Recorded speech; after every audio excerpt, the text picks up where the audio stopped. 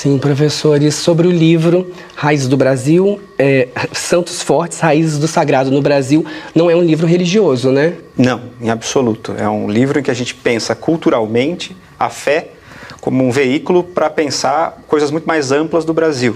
Então a gente toca em questões que vão desde racismo até como as pessoas se relacionam com a fé no seu íntimo, e não tanto do ponto de vista teológico ou ainda confessional, de maneira alguma. A tradição dos santos, que eu e o professor Luiz Estevam trabalhamos nas nossas áreas acadêmicas, em particular na área de América colonial, é uma tradição católica muito importante, que estabelece uma relação pessoal com o sagrado. Os santos da sua devoção, São Cristóvão, São Benedito, Nossa Senhora da Conceição Aparecida, estão no seu oratório em casa, estão em imagens, seu dia é comemorado, sua festa representa a identidade.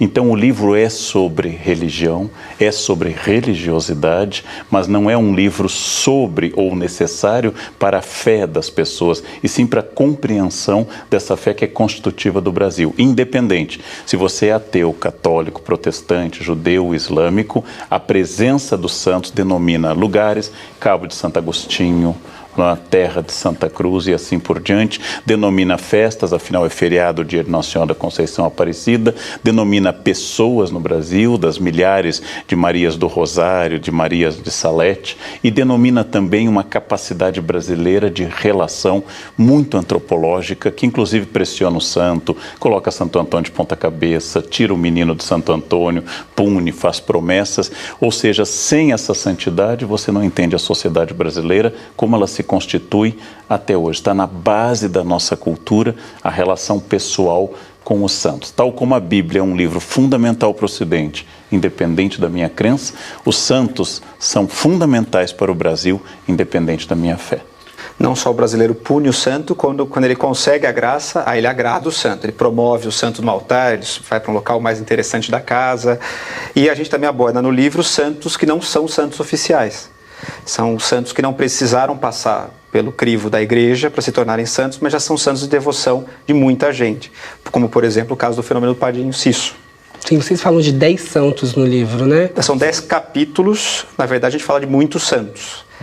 Que, por exemplo, um dos capítulos tem 2 santos, que denominam 2 santos ali num capítulo só. Então, originalmente são 11 santos a serem abordados, sendo que um deles aborda santos fora do altar.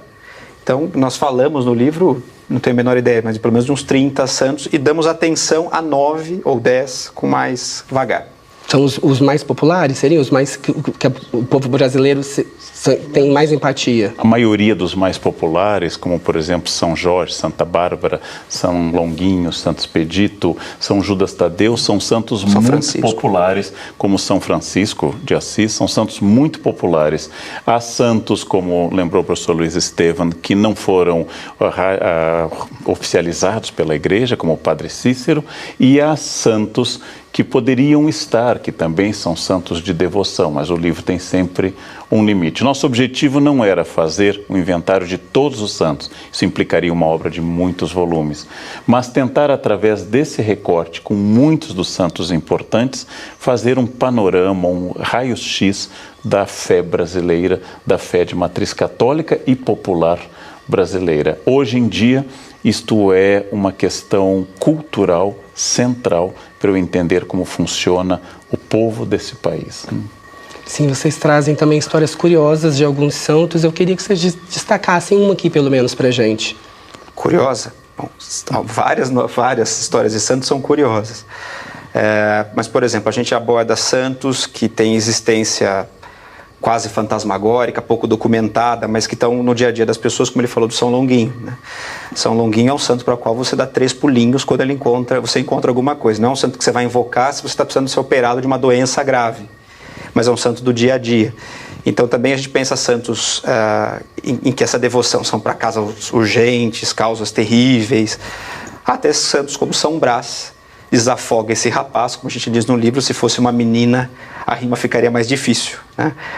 Então são santos que tem muitos santos que têm histórias curiosas. Me vem algumas do São Longuinho aqui na cabeça, como por exemplo, existe na internet circulando a ideia de que um papa teria, no seu processo de canonização, isso é absolutamente, não tem fundamento histórico, mas um papa que estaria fazendo essa canonização dele teria perdido o processo e teria pedido ao próprio santo para encontrar o processo, e quando encontrou deu 3 pulinhos. Nós ficamos imaginando o Papa dando 3 pulinhos em alguma sala: obrigado, São Longuinho, agora o senhor é santo de verdade. Então tem várias histórias como essa que estão no imaginário das pessoas, mas tem encontram pouco lastro na documentação.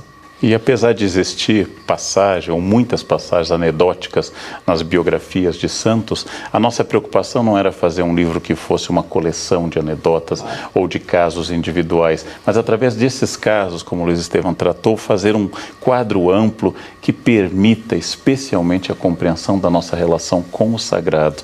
E essa relação que passa pela escrava Anastácia, que passa pelo Padre Cícero, que passa pelas muitas Nossas Senhoras, desde a clássica Imaculada Conceição, que é bastante venerada no Brasil muito antes de virar dogma no século XIX, até o caso colonial clássico, ou seja, o caso que acaba de completar 300 anos, do achamento das 2 partes da imagem de Nossa Senhora da Conceição Aparecida. Essas questões são importantes, elas são fundamentais e fazem uma memória do sagrado, uma expressão que um outro autor utilizou para um livro, que estabelece uma identidade brasileira. E, de novo, essa identidade não depende da convicção pessoal das pessoas. Como eu digo aos meus alunos na Unicamp, você pode não gostar da Bíblia ou gostar, ela continua sendo o livro que inspira grande parte da literatura, da arte e das metáforas.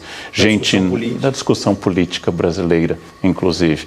Então, se eu não gosto da Bíblia, não entendo o livro Esaú e Jacó, de Machado de Assis, não entendo a Divina Comédia de Dante, não entendo o Paraíso Perdido de Milton, não entendo sequer as expressões Tão Velho Quanto Matusalém, Paciência de Jó e assim por diante. Ou seja, esse é um livro formador, como são as Confissões de Santo Agostinho, como é o livro de Adam Smith, são livros formadores da cultura, não depende da minha posição. Eu não gosto do capitalismo. Adam Smith continua sendo fundamental para entender o pensamento ocidental. Ok, professores. Santos Fortes, Raízes do Sagrado no Brasil, do professor Luiz Estevão, do professor Leandro Carnal. Muito obrigado mais uma vez por receber a nossa equipe. Obrigado a vocês. Nós que agradecemos.